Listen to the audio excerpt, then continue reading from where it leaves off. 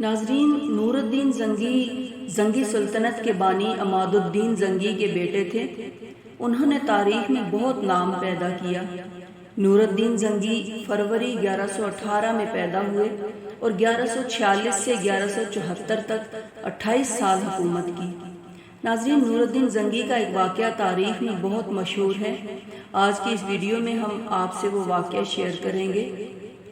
ناظرین، مسیحیوں نے 557 ہجری میں ایک سازش مرتب کی۔ اس وقت نور الدین زنگی شام کے بادشاہ تھے اور ان کے مشیر کا نام جمال الدین اصفہانی تھا۔ ایک رات جب سلطان نور الدین زنگی نے نماز تہجد کے بعد خواب میں دیکھا کہ رسول اللہ صلی اللہ علیہ وآلہ وسلم سرخی مائل رنگت کے دو آدمیوں کی طرف اشارہ کر کے سلطان سے کہہ رہے ہیں کہ مجھے ان کے شر سے بچاؤ، سلطان ہڑبڑا کر اٹھے اور وضو کر کے نفل ادا کیے اور پھر ان کی آنکھ لگ گئی۔ اس رات 3 بار سلطان نے یہی خواب دیکھا۔ سلطان نے اپنے مشیر کو بلا کر، جس کا نام جمال الدین اصفہانی تھا، اسے بھی خواب سنایا۔ اس نے بھی مشورہ دیا کہ آپ اس کا ذکر کسی سے نہ کریں اور صبح سویرے مدینہ منورہ کی طرف روانہ ہو جائیں۔ اگلے روز سلطان نے 20 مخصوص افراد اور بہت سے تحفے تحائف کے ساتھ مدینہ منورہ کے لیے کوچ کیا اور 16ویں روز شام کے وقت مدینہ منورہ پہنچ گئے۔ سلطان نے روضہ رسول صلی اللہ علیہ وآلہ وسلم پر حاضری دی اور مسجد نبوی میں جا کر بیٹھ گئے اور اعلان کیا کہ سب اہل مدینہ مسجد نبوی میں پہنچ جائیں، جہاں سلطان ان سب میں تحائف تقسیم کریں گے۔ لوگ آتے گئے اور سلطان ہر آنے والے کو باری باری تحفہ دیتے گئے۔ اس دوران سلطان ہر شخص کو غور سے دیکھتے رہے، لیکن آپ کو وہ 2 چہرے نظر نہ آئے جو آپ کو ایک رات میں 3 بار خواب میں دکھائے گئے تھے۔ سلطان نے حاضرین سے پوچھا، کیا مدینے کا ہر شہری مجھ سے مل چکا ہے؟ جواب اثبات میں تھا۔ سلطان نے پھر پوچھا، کیا تمہیں یقین ہے کہ ہر شہری مجھ سے مل چکا ہے؟ اس بار حاضرین نے کہا، سوائے 2 آدمیوں کے۔ راز تقریباً فاش ہو چکا تھا۔ سلطان نے پوچھا، وہ کون ہیں اور اپنا تحفہ لینے کیوں نہیں آئے؟ سلطان کو بتایا گیا کہ یہ مراکش کے 2 باشندے ہیں، نماز اور روزے کے بہت پابند ہیں، بہت متقی ہیں، دن رات رسول اللہ صلی اللہ علیہ وآلہ وسلم پر درود و سلام بھیجتے ہیں اور ہر ہفتے مسجد قباء جاتے ہیں، بہت فیاض اور مہمان نواز ہیں، کسی کا دیا ہوا کچھ بھی نہیں لیتے۔ سلطان نے کہا، سبحان اللہ، اور حکم دیا کہ ان دونوں کو بھی اپنے تحائف وصول کرنے کے لیے فوراً بلایا جائے۔ جب ان دونوں کو سلطان کا یہ خصوصی پیغام ملا تو انہوں نے کہا، الحمدللہ، ہمارے پاس اللہ کا دیا سب کچھ ہے اور ہمیں کسی تحفے تحائف یا خیر خیرات کی حاجت نہیں ہے۔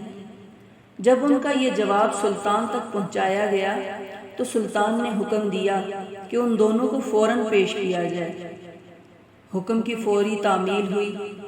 شناخت کے لیے ان کی ایک جھلک کافی تھی، تاہم سلطان نے اپنا غصہ قابو میں رکھا اور پوچھا، تم کون ہو اور یہاں کیوں آئے ہو؟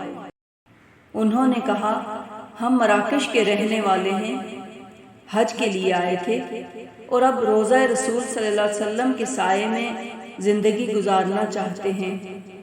سلطان نے سختی سے کہا، کیا تم نے جھوٹ بولنے کی قسم کھا رکھی ہے؟ اب وہ چپ رہے۔ سلطان نے لوگوں سے پوچھا، یہ کہاں رہ رہے ہیں؟ بتایا گیا کہ روضہ رسول صلی اللہ علیہ وآلہ وسلم کے بالکل نزدیک ایک گھر میں، جو مسجد نبوی کے جنوب مغرب میں دیوار کے ساتھ تھا۔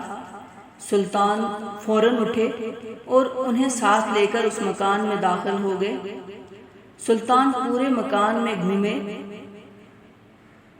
لیکن ان کو کچھ سمجھ نہیں آ رہی تھی۔ پھر ان کی نظر فرش پر پڑی چٹائی پر پڑی تو انہوں نے اس چٹائی پر نفل ادا کیے اور اللہ تعالیٰ سے دعا کی کہ اے اللہ میری مدد فرما۔ دعا کے بعد جب سلطان اٹھے اور وہ چٹائی اٹھائی تو اس چٹائی کے نیچے تازہ کھودی ہوئی ایک سرنگ موجود تھی۔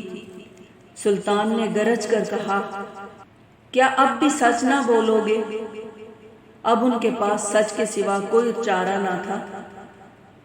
انہوں نے اعتراف کیا کہ وہ مسیحی ہیں اور ان کے حکمران نے انہیں بہت سا مال و زر اور ساز و سامان دے کر حاجیوں کے روپ میں مراکش سے اس منصوبے پر حجاز بھیجا تھا کہ وہ کسی نہ کسی طرح رسول اکرم صلی اللہ علیہ وآلہ وسلم کا جسد اقدس روضہ مبارک سے نکال کر لے آئیں۔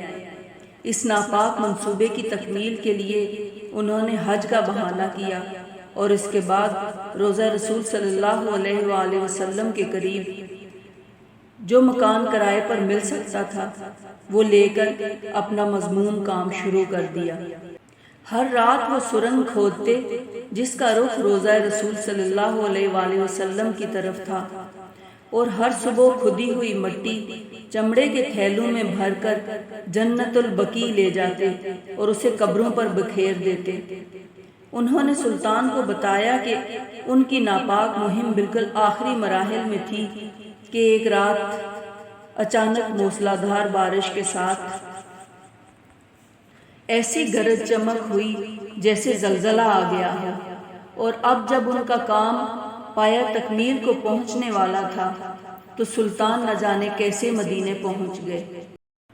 سلطان ان کی گفتگو سنتے جاتے اور روتے جاتے اور ساتھ فرماتے کہ میرا نصیب کہ پوری دنیا میں سے اس خدمت کے لیے اس غلام کو چنا گیا۔ سلطان نور الدین زنگی نے حکم دیا کہ ان دونوں کو قتل کر دیا جائے۔ وہ سرنگ نبی کریم صلی اللہ علیہ وآلہ وسلم کے پاؤں مبارک تک پہنچ چکی تھی۔ سلطان نے حکم دیا کہ روضہ رسول صلی اللہ علیہ وآلہ وسلم کے گرد ایک خندق کھودی جائے اور اس خندق کو پگھلے ہوئے سیسے سے بھر دیا جائے تاکہ آئندہ کوئی بھی بدبخت ایسی مذموم حرکت کے بارے میں سوچ بھی نہ سکے۔ یہ واقعہ 558 ہجری کا ہے۔ سلطان نے روضہ رسول کے قریب ایک چبوترا بھی بنوایا تاکہ اس پر ہر وقت 2 پاسبان رہیں۔ یہ چبوترا آج بھی موجود ہے اور باب جبریل سے داخل ہوتے ہی دائیں طرف موجود ہے اور باب جبریل سے داخل ہوتے ہی دائیں طرف ہے۔